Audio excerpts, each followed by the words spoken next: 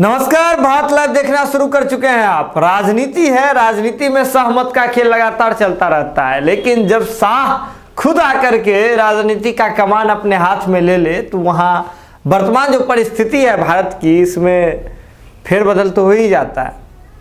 आपको याद होगा कि बिहार चुनाव अभी तुरंत ही खत्म हुआ है, बंगाल चुनाव का आगाज होने को है। ऐसे में जितने भी राजनीतिक दल हैं सभी ने अपने फोकस को जो है पूरा पॉइंट आउट कर दिया है बंगाल की ओर। जीतन राम मांझी भी इस आग में कूदे हैं, कहे कि हम भी बंगाल चुनाव लड़ेंगे।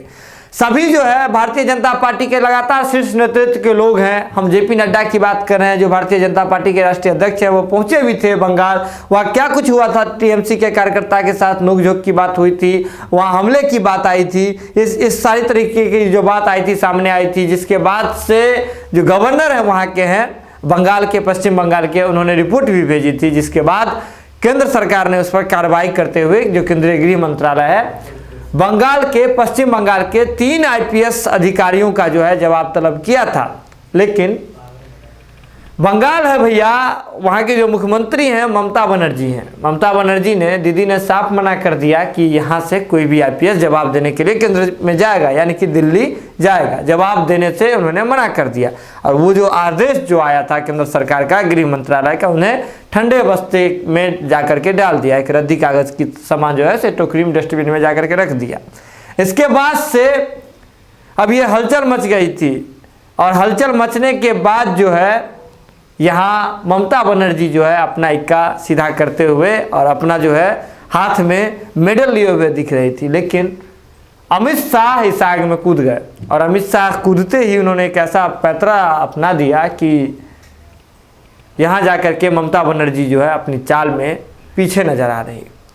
दरअसल अमित शाह जो केंद्रीय गृह मंत्री भी हैं, उन्होंने आईपीएस के ही एक नियमावली का हवाला देते हुए उन्होंने अपनी बातें रख दी, जिसके बाद से अब ममता बनर्जी के आगे कोई चारा नहीं है कि वो पीछे हट पाएंगे।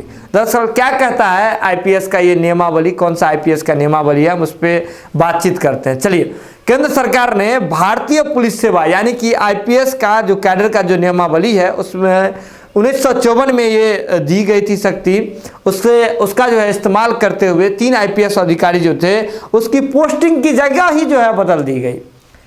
उसका क्या कहता है नियमावली, क्या कहता है नियमावली में लिखा हुआ है कि केंद्र और राज्य सरकार के बीच किसी प्रकार की असहमति होने पर संबंधित राज्य सरकार को केंद्र सरकार का निर्णय मानना ही पड़ेगा। यानी कि केंद्रीय गृह मंत्रालय की ओर से जिन 3 आईपीएस अधिकारियों को जो शनिवार को केंद्रीय प्रतिनियुक्ति पर सेवा देने के लिए बुलाया गया है, उनके पास आदेश मानने के लिए, आदेश न मानने के लिए का जो है कोई रीजन नहीं बचता है।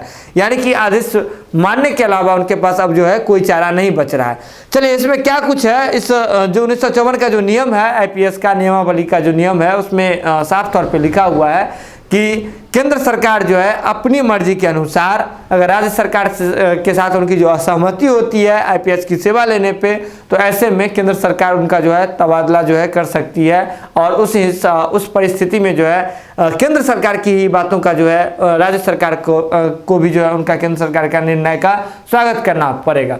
इसी नियम का जो है फायदा उठाते हुए अगर बात करें तो देश के जो गृह मंत्री हैं अमित शाह, उन्होंने ममता बनर्जी के राज्य में यानी कि पश्चिम बंगाल में जो 3 आईपीएस अधिकारी जो इसके अभियुक्त बताए गए थे, जिनसे स्पष्टीकरण मांगा गया था, जेपी नड्डा के काफिले पर हुए हमला का जिनसे जो है सवाल जवाब किया गया था, उन्हें जो है उनकी प्रतिनियुक्ति अब वो जो है रहेंगे तो बंगाल में ही, लेकिन जो अपनी सेवा राज्य सरकार को दे रहे थे वो अपनी सेवा अब राज्य सरकार को नहीं देंगे, बल्कि अपनी सेवा जो है केंद्र सरकार को देंगे। यानी कि आईपीएस अधिकारी वही हैं। बस ऐसा होता है ना कि अगर बात करें तो समान आपका ही है। जैसे पिछले जमाने की बात कीजिए, जब राज्य का दौर था, राजा हुआ करते थे, राजवाड़ा हुआ करता था, उस समय क्या हुआ करता था, कोई दूसरे राजा जो हैं आपके राज्य को जीत लेते थे तो उस दौरान राजा वही रहते थे, लेकिन उसके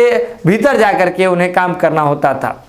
बंगाल की बात करते हैं, और इसमें भी जो ये 3 आईपीएस अधिकारी हैं उन्हें अब इसी तरह से जो है अपना कार्य जो है आगे बढ़ाना होगा। यानी कि आईपीएस अधिकारी बंगाल के ही रहेंगे, ममता बनर्जी के सरकार में ही रहेंगे, लेकिन उनका जो है पूरा कार्यभार अब केंद्रीय सरकार देखेगी। यानी कि आईपीएस अधिकारी जो 3 है वो केंद्रीय विभाग को जो है केंद्रीय गृह विभाग को अपनी सेवा देंगे।